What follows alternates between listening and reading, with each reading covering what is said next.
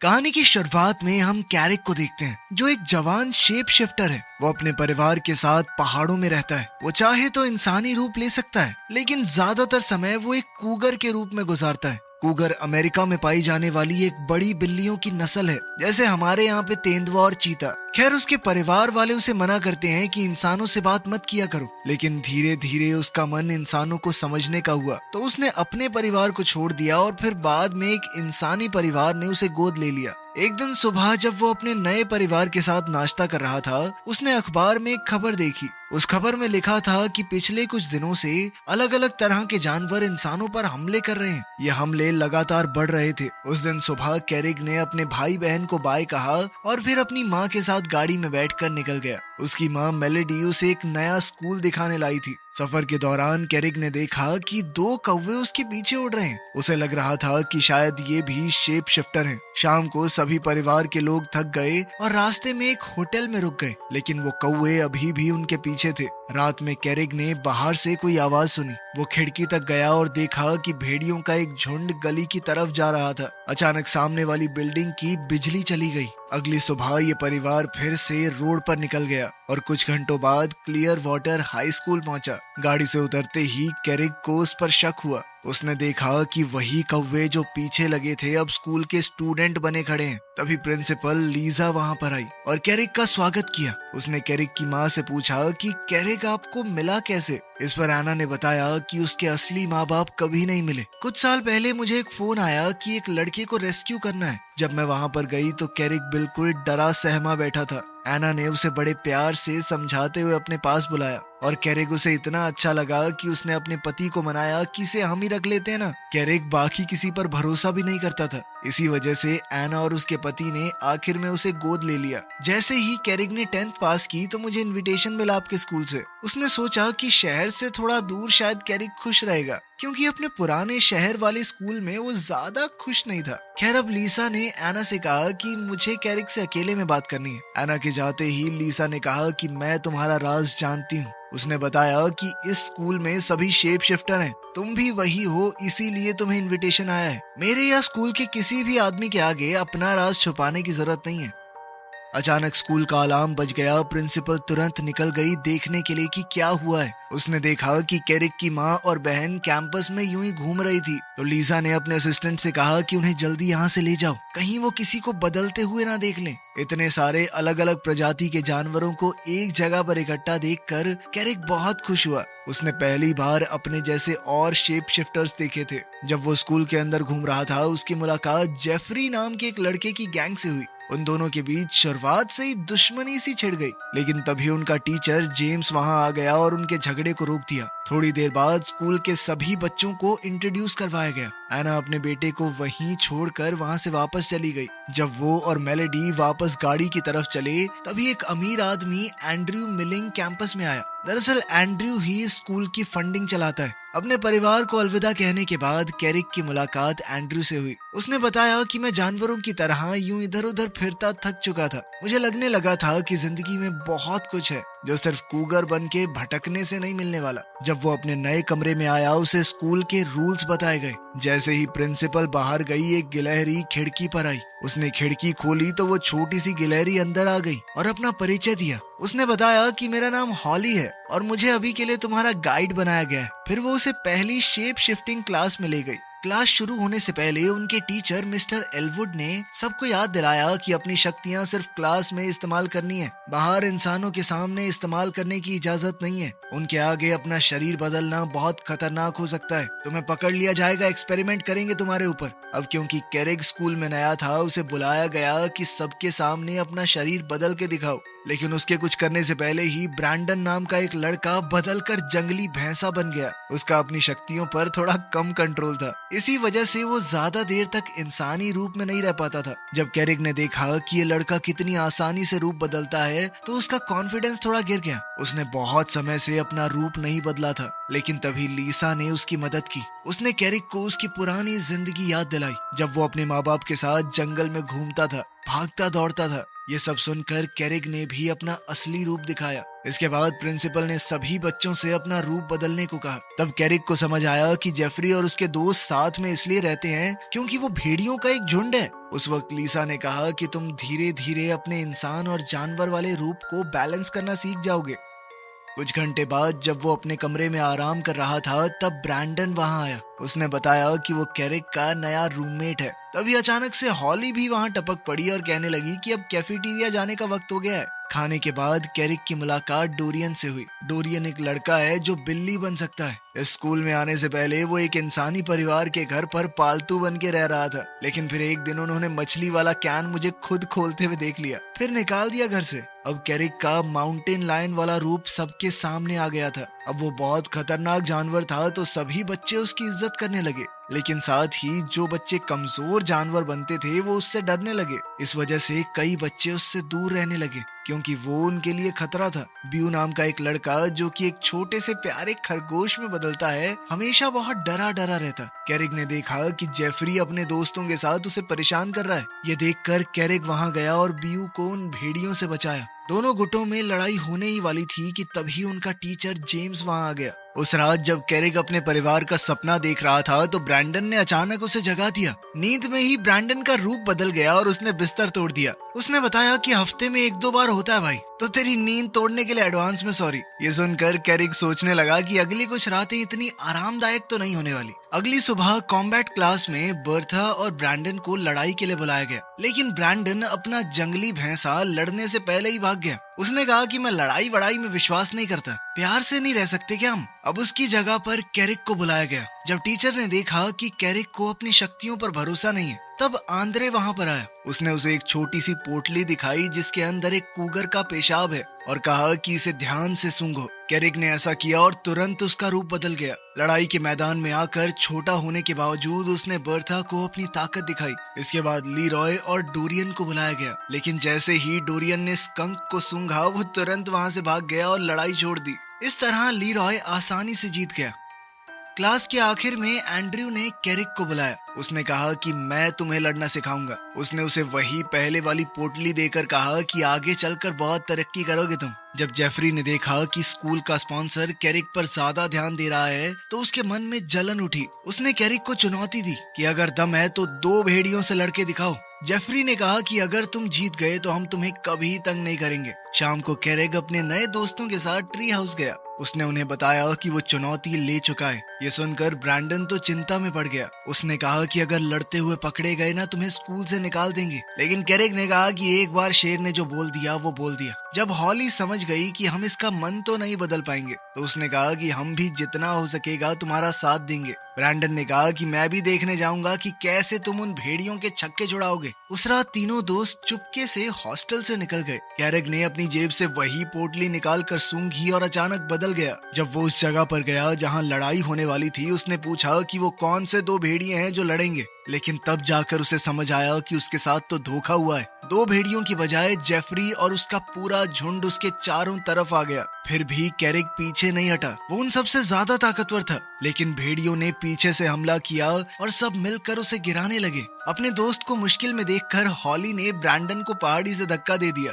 ताकि वो रूप बदल कर लड़ाई में जा सके। ब्रैंडन ने भेड़ियों का ध्यान भटकाया और कैरिक ने हमला किया। तब जेफरी और उसका झुंड मजबूर होकर पीछे हटने लगे। अगली सुबह क्लास में जेम्स ने देखा कि कुछ बच्चे घायल हैं। उसने उनको मरहम पट्टी के लिए भेजा। जब उनसे पूछा गया कि चोट कैसे लगी तो सब अलग अलग बहाने लगाने लगे, लेकिन ये साफ पता चल रहा था कि उन्होंने रात को लड़ाई की है। प्रिंसिपल लीसा ने कैरिक को बुलाया थोड़ी पूछताछ के लिए, लेकिन उससे पहले ही एंड्रयू से अपने साथ ले गया। गाड़ी में चलते हुए एंड्रयू ने बताया कि मैं जानता हूँ कल रात क्या हुआ। उसने कहा कि एक असली माउंटेन लायन को अकेले ही सारे भेड़ियों को हरा देना चाहिए था, चाहे वो 4 हों चाहे 10। कैरिक ने बताया कि मैंने अपने परिवार को दरअसल छोटी उम्र में छोड़ दिया, इसीलिए मैं कभी शिकार करना सीख नहीं पाया। ये सुनकर एंड्रयू ने कहा कि मैं तुम्हें शिकार करना सिखाऊंगा, क्योंकि वो चाहता है कि कैरिक एक असली शिकारी बने। जब वो स्कूल वापस आए तो लीसा ने एंड्रयू को डांटा और कहा कि किसी भी स्टूडेंट को खास ट्रीटमेंट नहीं देना। फिर उसने कैरिक से भी कहा कि अगर यहाँ पर रहना है तो नियमों के हिसाब से रहना होगा। साथ ही प्रिंसिपल ने धमकी दे डाली कि अगर आज के बाद लड़ाई करते हुए पकड़े गए तो सीधा बाहर। लीसा के जाने के बाद हॉली और ब्रैंडन आए। उन्होंने पूछा कि क्या हुआ। तब कैरिक ने लू को जंगल की तरफ जाते देखा। वो तुरंत उसके पीछे गया। दोनों ने टीचर्स को बात करते सुना। वो कह रहे थे कि जानवरों के हमले इंसानों पर बढ़ रहे हैं, जो कि बहुत अजीब बात है। जानवर शहर में जाकर क्या करेंगे? जरूर इसमें शेप शिफ्टर्स का हाथ है। परेशानी ये है कि अगर इंसानों को उनके बारे में पता चल गया तो दोनों प्रजातियों का एक साथ रहना नामुमकिन हो जाएगा। इंसान जिस चीज को समझ नहीं पाते उससे डरते हैं और फिर वो उन्हें खत्म करने लग जाएंगे। इसीलिए अब लीसा और वुड वॉकर काउंसिल को एक प्लान बनाना है जिससे और हमले ना हो।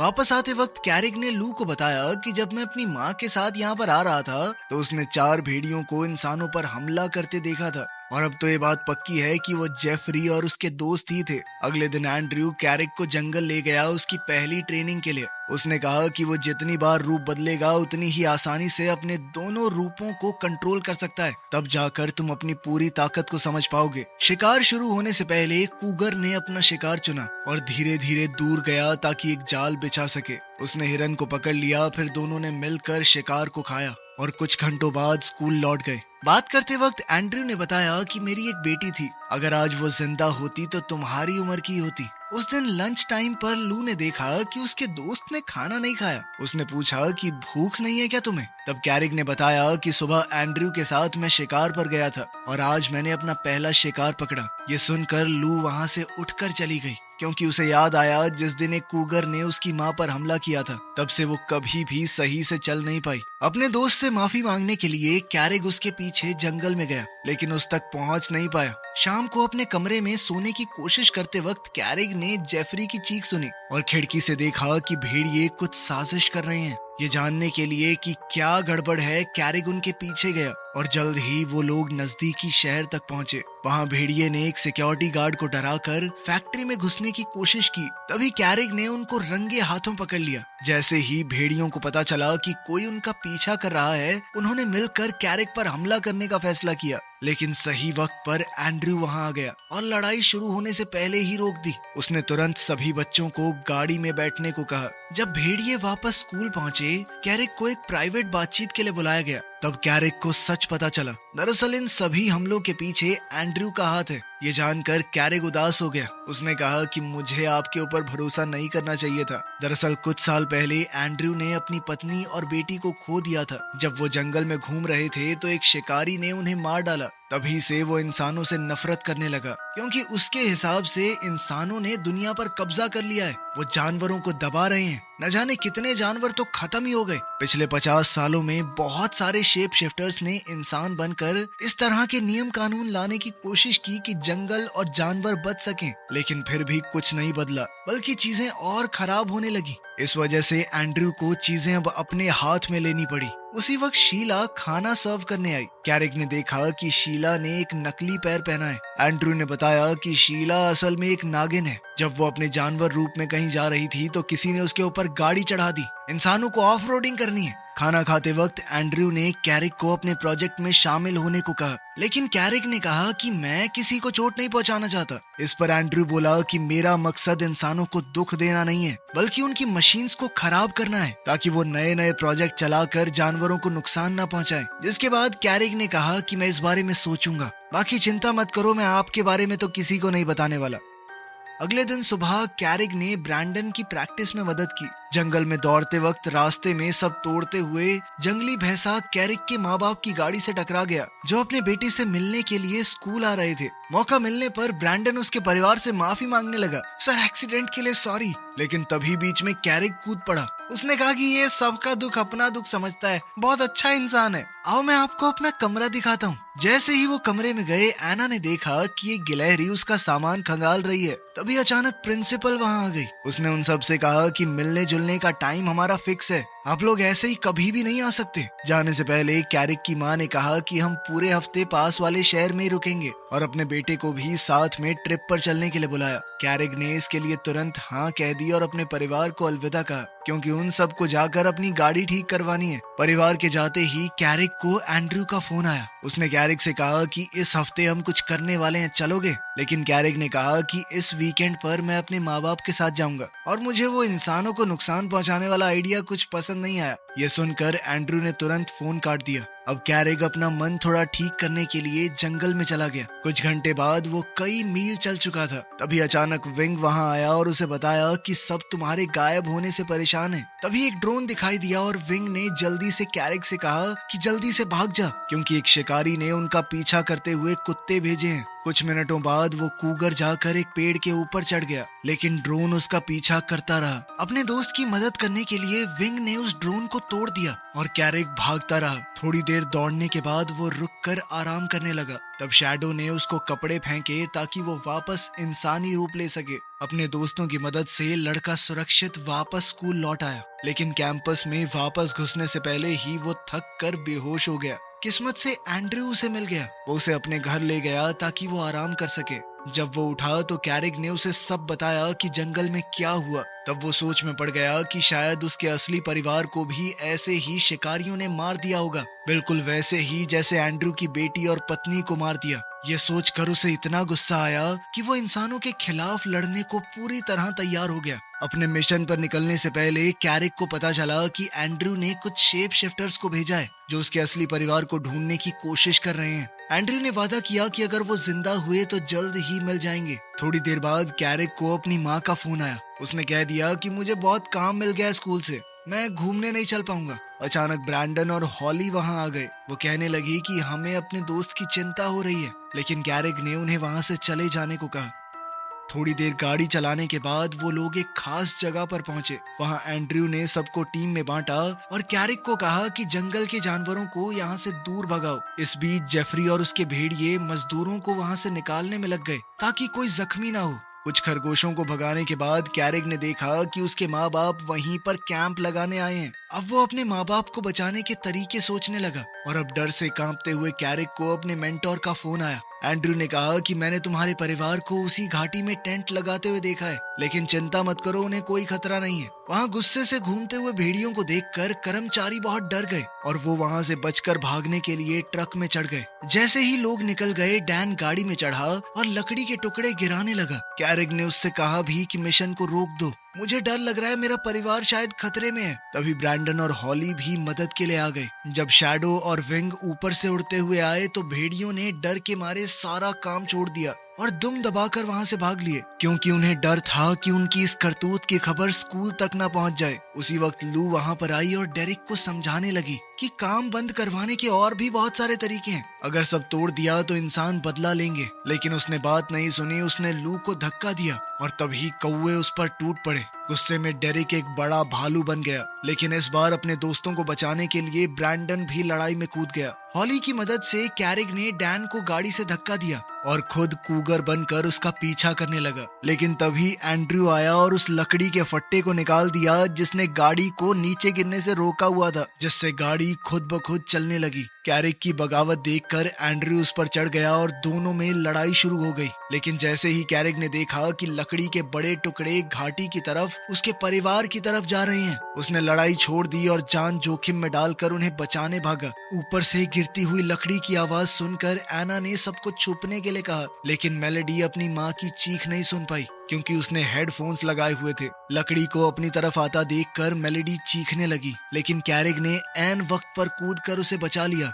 डर के मारे एना अपनी बेटी को ढूंढने निकली और जब मेलेडी को जिंदा देखा तो सुकून की सांस ली। मेलेडी ने कहा कि एक कूगर ने मुझे धक्का देकर बचाया है, लेकिन उसके पिता को उसकी बात पर यकीन नहीं हुआ। उसने सोचा कि उसकी बेटी डर के मारे कुछ भी बोल रही है। कुछ मिनटों बाद लू और उसके दोस्तों ने जंगल में कैरिक को बेहोश पाया और डर गए कि उनका दोस्त मर तो नहीं गया। लेकिन जैसे ही उस माउंटेन लायन ने अपनी आंखें खोली, सबको सुकून मिला। कैरिक तुरंत अपने परिवार को देखने के लिए दौड़ा कि वो ठीक तो हैं। तब एंड्रयू वहां आया और कहने लगा कि मैं पास ही में एक लड़के के साथ वॉक कर रहा था, तब मैंने ये एक्सीडेंट देखा। उसने तुरंत हेलीकॉप्टर बुलाया ताकि परिवार को हॉस्पिटल भेज सके। सब लोग सुरक्षित वहां से निकल गए। अपने माँ बाप को सुरक्षित जाता देख कैरिक गुस्से में आ गया। उसने कहा कि मैं प्रिंसिपल को बता दूंगा इसका असली जिम्मेदार कौन है। अपना राज छुपाने के लिए एंड्रयू ने कहा कि मैंने तुम्हारे असली परिवार को ढूंढ लिया है, लेकिन वो कहाँ है मैं तुम्हें तभी बताऊंगा अगर तुम वादा करो कि आज जो कुछ भी हुआ वो तुम किसी को नहीं बताओगे। अब कैरिक को ना चाहते हुए भी चुप रहना पड़ा। जब बच्चे स्कूल वापस पहुंचे तो सबने उनका हीरोज की तरह स्वागत किया, क्योंकि उन्होंने इंसानों के साथ होने वाले एक युद्ध को पहले ही रोक दिया था।